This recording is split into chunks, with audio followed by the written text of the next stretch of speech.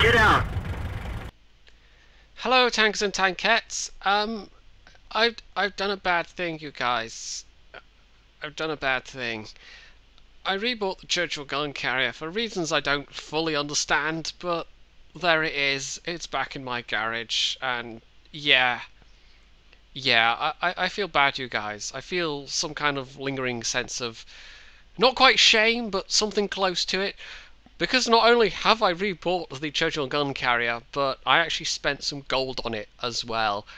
So, I don't know, I had to go and have a long, hard think about the direction my life has taken after I did that. I really did. The reason I rebought it was for the Dream Team, the most recent Dream Team stream, where I actually spent a good portion of the Dream Team playing the Churchill gun carrier, again, for reasons surpassing understanding, but I did it anyway. And I can only assume it's the malign influence of Billy Warren and Cirque 4. We all know what an unsavoury bunch they are. Wow, there's going to be so much backlash for that. So much backlash. But the reason why I also spent gold on it was because I didn't actually have enough gold, enough credits to buy one.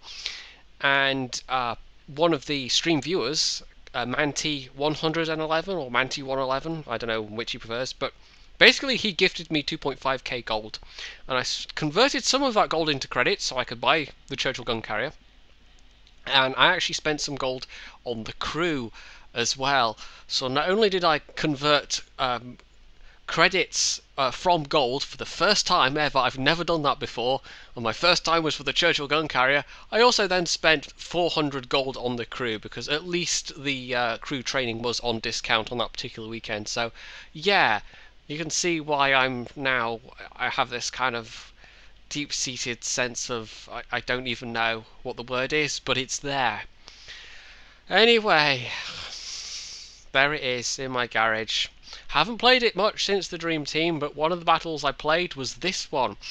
And it's the battle where I finally got my ace tanker, because would you believe it, I never had ace tanker in this thing before. I think I had second or maybe first class mastery. Same with the ARLV39. I've never actually, even though I played it for 70 odd battles, 60 odd battles, whatever it was, I never actually managed the ace tanker in it. Somewhere, some unbelievable ARL V39 wizard was basically screwing it up for everybody else, because I had some okay matches, but they weren't that many of them. Same with the Churchill gun carrier, but it took basically the absolute most ideal circumstances in a match ever for me to be able to get that ace tanker. So it's Lakeville, and the teams are actually reasonably even. There's a bunch of we've actually got one more heavy tank than they do, so they're not quite even. 4 KV-1Ss and a T-150. They've got 3 KV-1Ss and a KV-2. Top tier is really good in this thing. It's actually in counter mode, so and it's on a map where the playstyle of the Churchill gun carrier can actually be utilised to its fullest, which is basically you sit far, far away from the enemy and throw some shells in their direction and hope some of them actually hit. Because when all's said and done, this actually does have a reasonably nice gun. It's just let down by, everything else, really. The gun traverse is, as you know, playing it now has reminded me just how horrible that gun traverse is. It's not like I was being particularly harsh on it at the time when I did my review and then sold the thing. The gun traverse is it feels as bad as it ever did, and you basically have to constantly turn the damn thing. And it's not exactly a slow, it's not exactly a fast tank, rather. I almost said it's not exactly a slow tank. Oh, yes it is. Yes, it is. So I'm trying for shots into town here, as is that Jackson, apparently. There's a KV-1S in the valley and a VK3001D behind him. There's... Now, if you want to know what the tank destroyer in K6 is, that's actually an Electo, and I'm not quite sure why he's sat there, but probably not the worst place in the world to sit. The only thing is, he can basically only cover the coastal path from there, and there's already 3 tank destroyers covering the coastal path, plus that Hellcat by the lakeside, so I'm not strictly convinced that it was necessary to be there in an Electo, but on the other hand, it's not really of any great importance. So I'm just trying for some shots here on... the enemy in the cap, basically. They're around the church. And one of the features, for good or ill, of starting on the south of this map, whatever the map mode, basically you are afforded the opportunity, if you're in a tank destroyer, to sit where we're sitting and actually shoot into the town. Whereas if you're starting in the north, you pretty much have to go onto the coastal path to be able to do that. So I can just about see that M7, but the shot just goes slightly wild. And it's quite a... that's quite a tricky shot to make anyway. So I go for the 3001P, which is a much easier target. And there we go. I actually managed to do some damage. That was a just above average roll. It's quite nice. Finish him off. Still, there's Panzer IV there now, looking for the easy kill, but instead a KV2 backs into shot, so let's shoot him, and hey, I track him at the same time, which is alright. When you can get this gun to behave itself, when you can actually bring it to bear on the enemy and not worry about taking fire yourself, because basically everything that hits this tank goes through, unless you get extremely lucky. You are actually... if your team is good enough, you can actually do a reasonable amount of damage. Now, as we can see, there's actually... there's more of the enemy team in the valley. Two of their KV-1Ss did a really silly thing. They went into the valley. And, okay, one of our KV-1Ss is there as well. He's going to die, basically. So the majority of our team is in the town. And that means... we've already killed a bunch of their tanks, so that means we've actually got a distinct numerical advantage at this point, and I'm fairly confident we're going to win. The team basically has to be strong enough. Me and this Jackson are both moving up, and the reason I'm moving up anyway is I don't want to be sat where I was sitting when those enemy tanks that went to the valley come steaming round the corner, because I will die in very short order, because two of those enemy tanks are KV-1Ss, and I've got, you know, I'm a two-shot kill, basically. I do actually have a reasonable number of hit points, but I've got zero chance of dodging shots and zero chance of bouncing the shots. Well, practically zero chance. Very, very close to zero chance. So, at this point, it's a matter of just trying to get some damage in before we win, because I'm pretty sure we are going to win. Although, having said that, we're now at 8-6, we've kind of evened a bit.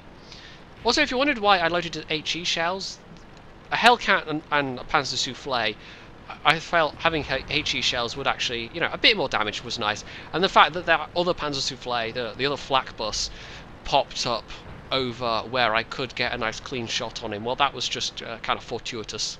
If it had been something with more armour, then, yeah, it would have been a bit of a waste of a... well, it would have been a bit pointless shooting an HE shell at it, but as it was, it kind of worked out.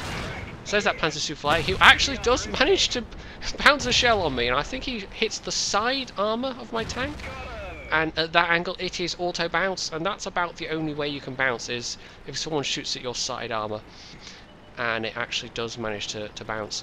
So finish him off. He actually rams himself to death on me, which is quite nice.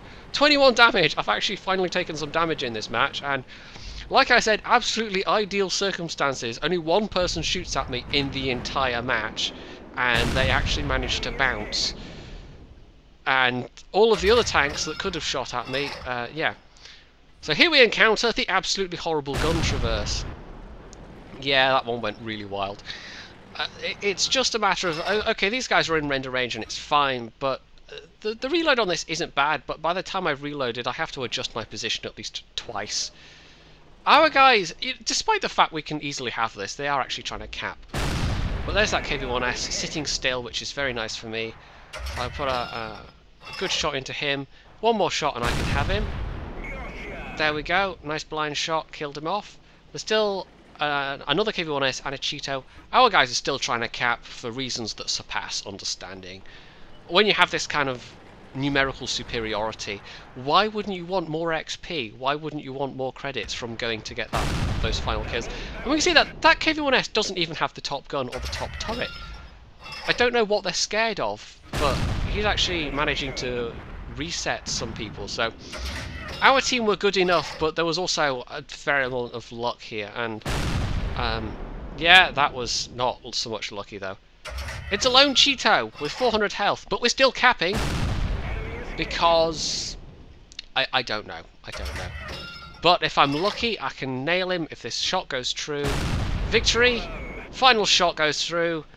get him, and 5 kills, and yes, lots of damage, and an ace tanker, So that was kind of like the perfect end to a perfect Churchill gun carrier match, because it really couldn't have gone better, despite our team being kind of pancakes in that they tried to cap even regardless of the fact that it was totally unnecessary, that they could have had more XP and points from actually doing some damage against those remaining tanks. Instead, I was able to get that remaining XP and those remaining credits. So, Ace Tanker, I did a total of 2,565 damage, which was considerably better than most of the team. Most of our team... It's one of those games where you think, okay, I was just in the middle and sniping a bunch of stuff, and that was actually the vast majority of the damage done proportionally was done by me. And we look at the enemy team and it's actually not that different. There was one KV-1S that did practically the same amount of damage I did, slightly more. And then there's a bit of a drop-off after that kind of halves. So neither team was particularly good, and I was basically able to pick up the pieces and get quite a lot of XP out of that, all things considered. 991 base XP, and with the double and with premium that was over 3,000 XP, and with the mission bonuses I actually made a pretty nice profit as well, 121,000 credits profit on a tier 6 tank destroyer. I gotta say, of all the changes that have happened with World of Tanks over the last, I don't know, 12 months, there have been some big ones, but one of my favourite changes has got to be the introduction of the mission systems, and the ability to do things like this on some weekends. It's really nice, and I think it's added a lot to the game, and it's probably made grinding things with or without premium a lot easier in terms of getting enough credits, because if I think back in the day, it took me an absolute age to get enough credits for my first tier 5 heavy, and these days it really wouldn't take that long at all, especially if you're just grinding out credits with one of these weekend missions. So there we go, it was the perfect Churchill gun carrier match. It was the absolute zenith of what it's capable of, and the absolute perfect circumstances for it. Unfortunately, those circumstances don't happen very often, but at least I can now say I've got the ace tanker in this thing. And I probably won't play it very much, but I might take it out occasionally. Probably more likely to continue to take it out during Dream Team just for the painful lols. You know, I suffer for my art, you guys. I suffer for my art. I play this thing not because I want to, but because, you know, you guys enjoy seeing me suffer? No, wait, hang on. I know Caption Guy does, but he's in a league all of his own. Anyway, there we go. The Churchill gun carrier that I spent gold on. Oh god. Oh god. If you enjoyed this battle, you can hit the like button, and I'm sure Billy Warren will certainly be hitting the like button. You can leave a comment below. You can subscribe to my channel, and of course, as always, stay tuned for more.